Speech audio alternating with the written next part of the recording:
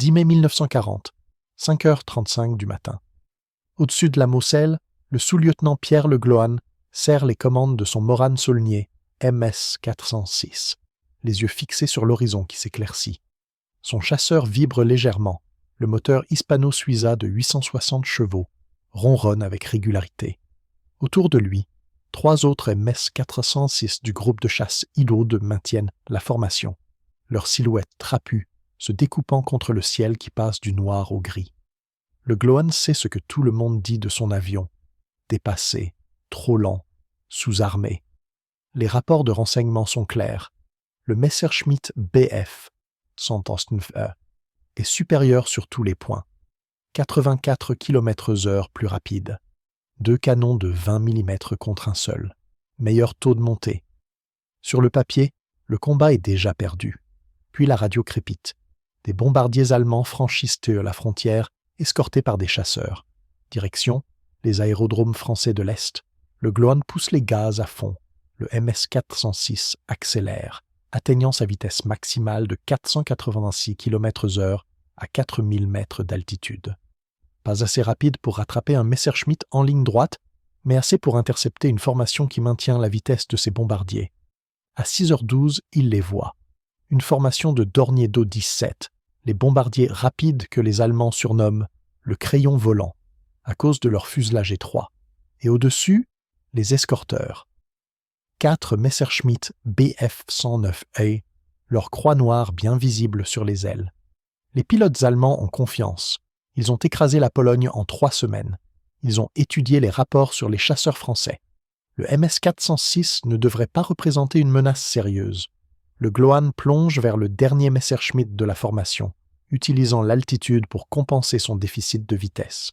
Le pilote allemand le voit trop tard. Dans un combat tournant, les limitations du MS 406 s'effacent et ses qualités émergent. L'avion français vire serré, son aile basse lui donnant une excellente visibilité vers le bas. Le Glohan colle au Messerschmitt, anticipant chaque manœuvre. Le chasseur allemand est plus rapide, mais dans ce virage serré à basse vitesse, la différence s'annule. Le MS 406 tient le rythme. À 200 mètres, le Glohan ouvre le feu. Le canon Hispano-Suiza de 20 mm crache ses obus explosifs, accompagné du crépitement des 2 mitrailleuses Mach 1934 de 7,5 mm montées dans le capot moteur. Les traceurs convergent sur le Messerschmitt. Des éclats de métal jaillissent de l'aile gauche, puis du fuselage. De la fumée noire s'échappe du moteur Daimler-Benz. Le Bf 109 roule sur l'aile et pique vers le sol. Le Glohan n'a pas le temps de suivre sa chute. Un second Messerschmitt vire dans sa direction, les flammes de ses canons déjà visibles. Cette première victoire de Pierre Le Glohan contre un Messerschmitt Bf 109 le 10 mai 1940 n'était pas censée se produire. Les calculs étaient formels. Le MS 406, conçu en 1935 et entré en service en 1938, appartenait déjà au passé. Avec 1098 exemplaires construits, c'était le chasseur le plus nombreux de l'armée de l'air française en mai 1940, équipant 16 groupes de chasse sur 26. Mais les chiffres racontaient une histoire inquiétante. Le Messerschmitt Bf 109 volait à 570 km/h, soit 84 km/h de plus que le Morane. Il grimpait plus vite, montait plus haut, frappait plus fort avec ses 4 canons. Les pilotes d'essai français, qui avaient examiné un Bf 109 capturé pendant la guerre d'Espagne, avaient été clairs dans leur rapport. En combat aérien moderne, la vitesse était reine, et le MS 406 était trop lent. Pourtant, entre le 10 mai et le 25 juin 1940, les pilotes français aux commandes de MS 406 allaient revendiquer 191 victoires confirmées et 83 probables. Pas seulement contre des bombardiers mal défendus ou des avions de reconnaissance isolés. Contre des Messerschmitt Bf 109E, les meilleurs chasseurs de la Luftwaffe, pilotés par des vétérans de la guerre d'Espagne et de la campagne de Pologne. Comment un chasseur dépassé avait-il pu infliger de telles pertes à un adversaire techniquement supérieur? La réponse ne se trouvait pas dans les manuels techniques, mais dans la façon dont les hommes utilisaient leurs machines. Le capitaine Georges Blanc, commandant du groupe de chasse 3-2, avait compris la réalité dès les premiers combats.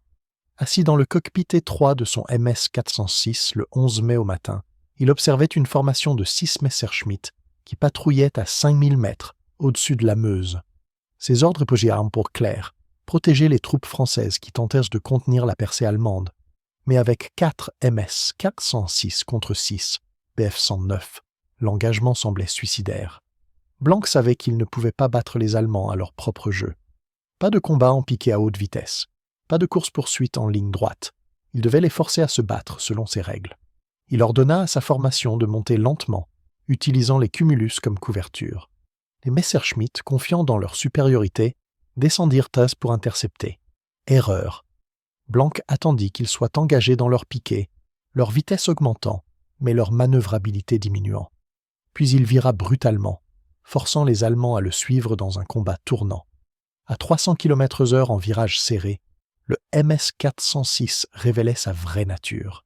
Pas un intercepteur rapide, mais un dogfighter tenace. Les commandes restaient légères, la visibilité depuis le cockpit était excellente et la structure robuste encaissait les jets sans se plaindre. Le premier Messerschmitt qui tenta de suivre le virage de Blanc décrocha. Pas longtemps, juste une seconde d'hésitation quand l'aile perdit sa portance. Suffisant. Le MS-406 qui suivait Blanc ouvrit le feu à 150 mètres. Les obus de 20 mm percutèrent l'impec le moteur du Bf 109. Le pilote allemand, le lieutenant Hermann Goetz, 23 ans, vétéran de Pologne avec 4 victoires à son actif, poussa sur le manche pour sortir du combat. Trop tard. Son moteur toussa, cracha de l'huile noire, puis se tut. Goetz sauta en parachute à 3000 mètres, regardant son chasseur s'écraser dans un champ près de Sedan. Il serait capturé 3 heures plus tard par des soldats français, incrédules d'avoir été abattu par un avion qu'on lui avait décrit comme une cible facile. Cette tactique forçait l'ennemi dans un combat lent et tournant où les limitations du MS-406 comptèrent moins, devint la doctrine standard des groupes équipés de Morane. Mais elle exigeait un sang-froid exceptionnel. Le pilote de MS-406 devait accepter que le Messerschmitt ait l'initiative. Il devait résister à la tentation de fuir quand l'ennemi plongeait sur lui à 100 km/h de plus. Il devait attendre le moment parfait, quand l'Allemand commettrait l'erreur de le suivre dans un virage serré, plutôt que de repartir en chandelle pour reprendre de l'altitude. Le sergent Camille Plubeau, 26 ans, du groupe de chasse 2-7, apprit cette leçon de manière brutale le 13 mai 1940.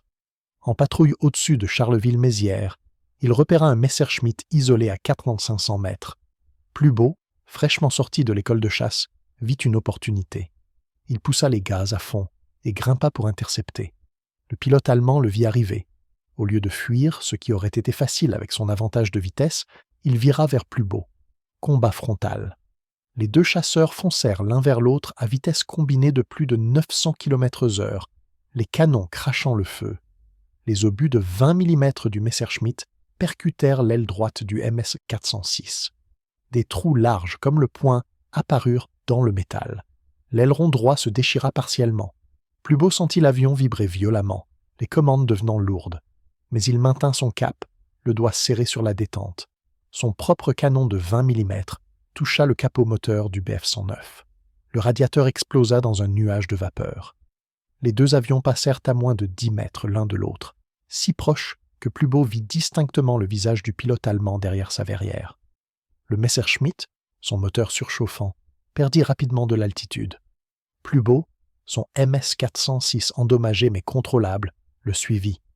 À 2000 mètres, le pilote allemand, l'Oberleutnant Franz Stiegler, 28 ans, 7 victoires en Pologne, réalisa que son moteur ne tiendrait pas. Il fit glisser sa verrière et sauta. Son parachute s'ouvrit à 1500 mètres. Plubeau passa au-dessus de lui en balançant les ailes, le salut traditionnel entre pilotes, puis retourna vers sa base. Son MS-406, criblé de 23 impacts, serait réparé en 4 jours et remis en service. Cette robustesse était l'une des qualités cachées du MS-406. Conçu avec une structure métallique recouverte de panneaux d'aluminium et de toile, l'avion encaissait les dégâts mieux que sa réputation ne le suggérait. Les mécaniciens français découvraient qu'un MES-406 pouvait rentrer à la base avec des dommages qui auraient cloué au sol d'autres chasseurs. Un fuselage criblé de balles, une aile trouée, un gouvernail arraché, le Morane continuait de voler. Cette résilience comptait énormément dans une campagne où chaque avion disponible faisait la différence. Mais la vraie force du MS-406 n'était pas technique, elle était humaine. Les pilotes français qui le pilotaient en mai 1940 n'étaient pas des novices. Beaucoup avaient des centaines d'heures de vol. Certains avaient combattu en Espagne comme volontaires. Ils connaissaient intimement leur machine, ses forces et ses faiblesses. Et surtout, ils se battaient pour leur pays, au-dessus de leurs propres villes et villages. Cette motivation transformait les limitations en défis à surmonter plutôt qu'en excuses pour la défaite. Pierre Le Glohan incarnait cette détermination. Né en 1913 à Carfotras en Bretagne, il avait rejoint l'armée de l'air en 1931. À 27 ans, en mai 1940, il était un pilote accompli avec plus de 1200 heures de vol. Le 10 mai, sa première victoire contre le Messerschmitt n'était que le début. Le 11 mai, il en abattit 2 autres au-dessus de Thionville. Le 15 mai, 3 de plus lors d'un combat acharné contre une formation de Bf 109 qui escortait des Stuka. Chaque fois, il utilisait la même tactique. Éviter le combat en ligne droite, forcer l'ennemi dans un virage serré, exploiter le moindre instant d'hésitation. Le 15 mai 1940, à 16h30, le Glohan décolla avec 5 autres MS-406 pour intercepter une formation de bombardiers en piqué Junkers Ju-87 Stuka qui attaquait des positions françaises près de Sedan. 24 Stuka, escortés par 12 Messerschmitt Bf 109, 6 contre 36. Les calculs mathématiques suggéraient un massacre. Mais le Glohan avait compris quelque chose que les planificateurs allemands n'avaient pas anticipé. Les Stuka, une fois engagés dans leur piquet d'attaque, étaient vulnérables. Et les Messerschmitt, en essayant de protéger les bombardiers, devaient voler lentement, abandonnant leur avantage de vitesse. Le Glohan plongea directement à travers l'écran de chasseur, ignorant les Messerschmitt visant les Stuka. À 400 mètres, il ouvrit le feu sur le premier bombardier. Les obus de 20 mm arrachèrent l'aile gauche du Junkers. L'avion bascula et tomba en vrille. Le Glohan vira brutalement à gauche, évitant de justesse un Messerschmitt qui plongeait sur lui. Le chasseur allemand le dépassa à 600 km/h, trop rapide pour ajuster son tir. Le Glohan se retrouva derrière lui. Impossible, le Bf 109 était censé être plus rapide. Mais dans ce chaos de combat à basse altitude, avec des virages serrés et des changements de direction constants, la vitesse maximale ne comptait plus. Seule comptait la capacité à maintenir le contrôle dans des manœuvres brutales. Le Glohan tira une rafale de 2 secondes. Les traceurs convergèrent sur le fuselage du Messerschmitt. Le pilote allemand, sentant les impacts, roula sur le dos et plongea vers le sol. Le Glohan ne le suivit pas. Munitions limitées, il devait économiser. Il remonta vers les Stuka, en repéra un autre qui sortait de son piquet. Nouvelle rafale. Le bombardier s'embrasa et s'écrasa dans un bois. 3e victoire de la journée pour le Glohan. Il avait encore des munitions pour une dernière passe, mais un Messerschmitt le rattrapa. Le pilote allemand, l'Hauptmann Horst Tietzen, as avec 11 victoires, avait observé le Morane français décimer les Stuka.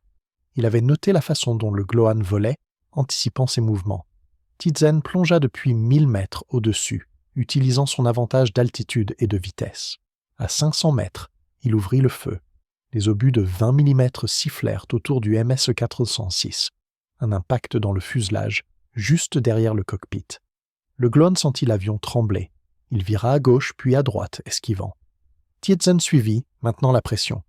Le Glohan réalisa qu'il ne pouvait pas distancer le Messerschmitt, mais il pouvait le fatiguer. Il commença une série de virages serrés, alternant gauche et droite, montant et descendant, forçant Tietzen à suivre chaque mouvement. Après 30 secondes de ce balai mortel, le pilote allemand commit une erreur. Il vira trop serré, trop vite. Son Bf 109 décrocha pendant une fraction de seconde. Le Glohan inversa son virage, se retrouva derrière Tietzen. À 100 mètres, il vida ses dernières munitions. Les obus percutèrent l'aile droite du Messerschmitt, arrachant l'aileron. Tietzen perdit le contrôle. Son chasseur partit en vrille. Il sauta à 800 mètres, son parachute s'ouvrant juste avant qu'il ne touche le sol. Le Glohan rentra à sa base, avec un MS-406 criblé de 5 impacts, presque à sec de carburant, et 4 victoires sortent pour la journée, 3 Stuka et un Messerschmitt Bf 109E. Son commandant, le capitaine Assolan, nota dans le rapport « Le sous-lieutenant Le Glohan a démontré que l'agressivité et la maîtrise tactique compensent largement les limitations techniques de notre matériel. » Cette phrase capturait l'essence du succès inattendu du MS-406. L'avion n'était pas meilleur que le Messerschmitt. Il était objectivement inférieur sur presque tous les points mesurables. Mais le combat aérien n'était pas seulement une question de spécifications techniques. C'était un duel entre humains, où la psychologie, la tactique et la détermination comptaient autant que les chevaux vapeur et les millimètres de blindage. Les pilotes allemands, habitués à dominer le ciel, commencèrent à respecter les MS-406 français. Le major Werner Mölders, Zweir, avec 25 victoires en mai 1940, nota dans son journal le 18 mai. Les tests, Morans français se battent avec une ténacité inattendue. Leurs pilotes refusent tout le combat en ligne droite et nous forcent ainsi dans des dogfights où notre avantage de vitesse ne compte plus. Nous avons perdu 3 pilotes expérimentés cette semaine contre ces avions soi-disant obsolètes. Mais le respect de l'ennemi ne changeait pas la réalité stratégique. La France perdait la guerre. Les panzers allemands avaient percé à Sedan, contournant la ligne Maginot, fonçant vers la Manche. L'armée de l'air, malgré le courage de ses pilotes, était submergée numériquement. Pour chaque Messerschmitt abattu, 2 autres prenaient sa place. Les aérodromes français étaient bombardés quotidiennement. Les MS-406, malgré leur victoire, étaient détruits plus vite qu'ils ne pouvaient être remplacés. Le 20 mai 1940, le groupe de chasse 2 de Pierre Le Glohan comptait encore 12 MS-406 opérationnels. Le 25 mai, il en restait 7. Le 1er juin, 4. Pas seulement à cause des combats aériens. Les raids de bombardement allemands détruisèrent les avions au sol, les pièces de rechange manquaient, les mécaniciens épuisés travaillaient jour et nuit pour maintenir les chasseurs en état de vol. Le taux de disponibilité technique chuta de 75% en mai à 40% début juin. Le 3 juin 1940, le Glohan décolla pour ce qui serait son dernier combat en MSC 406 sur le front français. Seul, son ailier ayant dû rebrousser chemin à cause d'une panne moteur, il intercepta une formation de 6 Messerschmitt Bf 109 qui mitraillaient une colonne de réfugiés sur la route de Reims. 6 contre 1. Les pilotes allemands le virent arriver, ce Morane solitaire qui osait les défier. Ils se séparèrent, préparant une attaque coordonnée. Le Glohan ne chercha pas à fuir. Il plongea vers le leader de la formation. Le combat dura 7 minutes. 7 minutes de virages désespérés, de rafales rapides, de manœuvres au bord du décrochage. Le Glohan abattit un Messerschmitt, puis un second. Mais son MS-406 encaissait les coups. Une rafale perfora son réservoir d'huile. La pression chuta. Le moteur commença à surchauffer. Le Glohan savait qu'il avait quelques minutes avant la panne totale. Il aurait pu fuir, tenter de rentrer à la base. À la place, il attaqua un 3e Messerschmitt. Les obus de 20 mm touchèrent dans le cockpit. Le pilote allemand s'effondra sur ses commandes. Le Bf-109 piqua vers le sol. Le moteur du MS-406 toussa, cracha de la fumée. Le Glohan coupa les gaz, chercha un champ pour un atterrissage d'urgence. Il posa son chasseur dans un pré près de Chalon-sur-Marne, les roues s'enfonçant dans la terre molle. L'avion s'immobilisa après 200 mètres.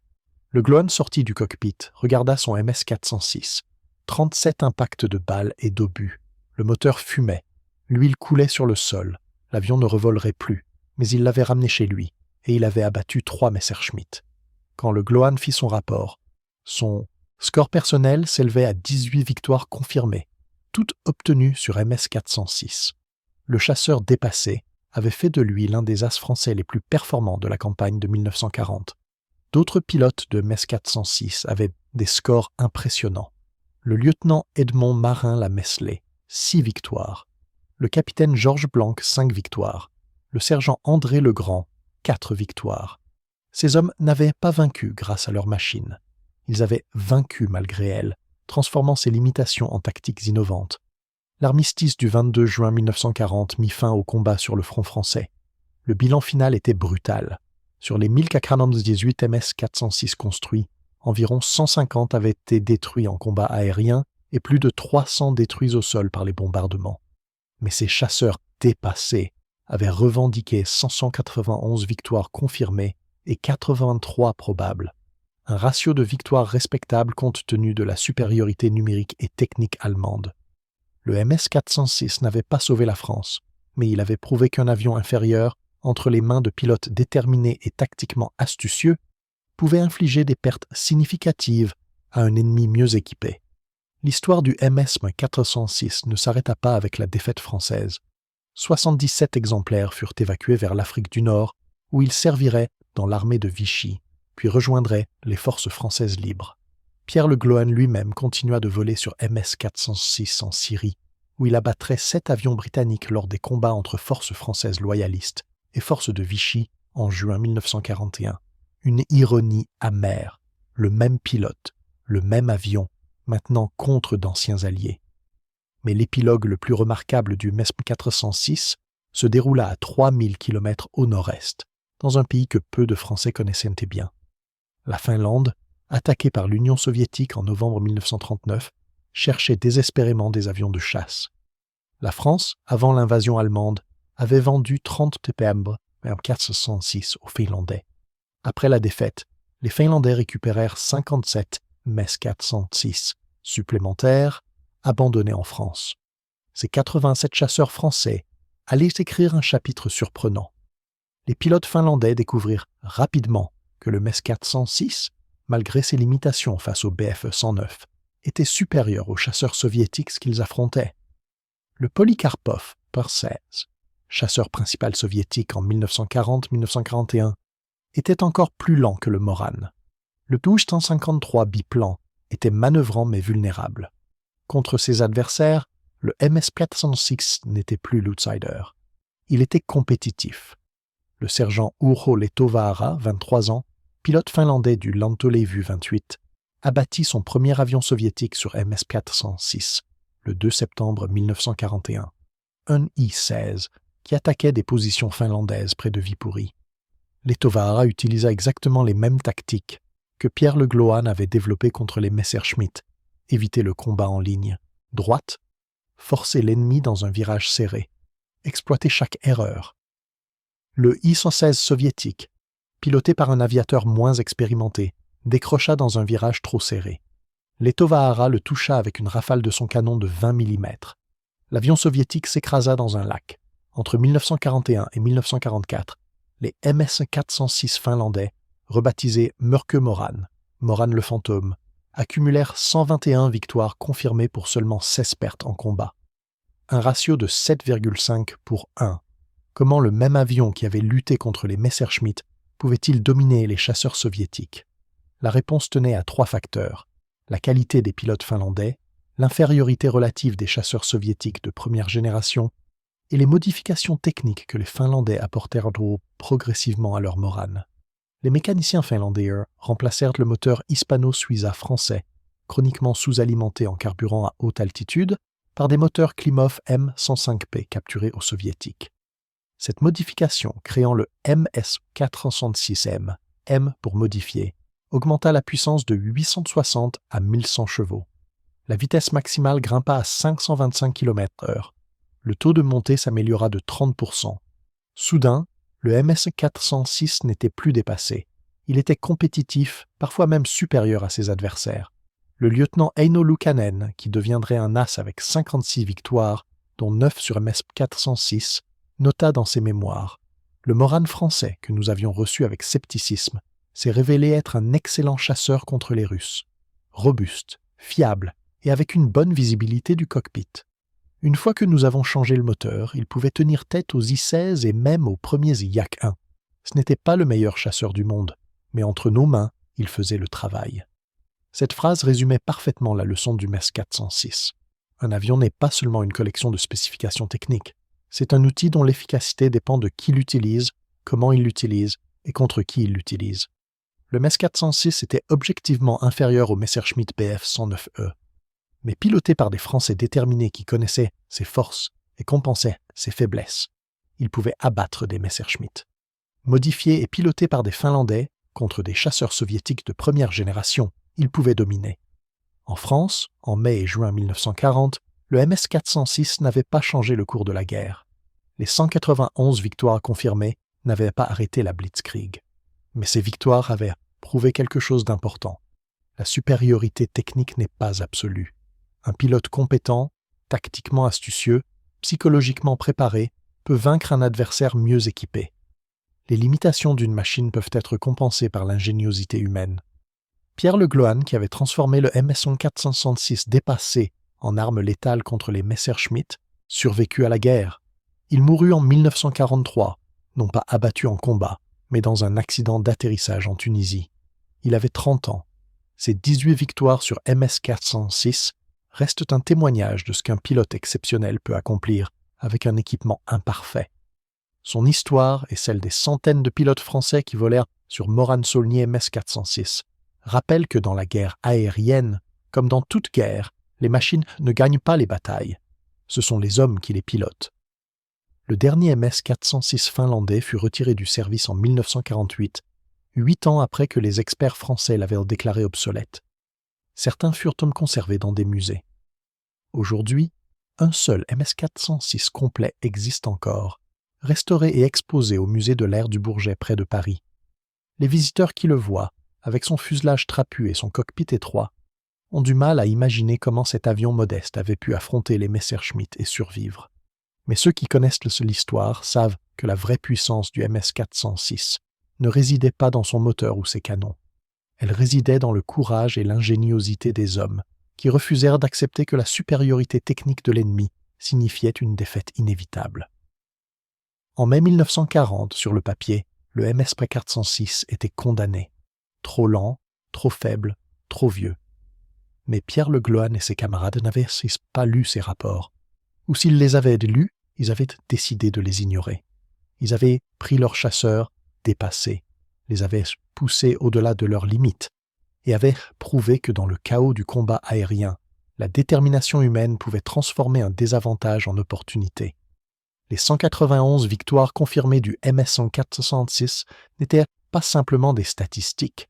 C'étaient des preuves que même face à un ennemi supérieur, même avec des outils imparfaits, le refus d'abandonner pouvait créer des miracles improbables.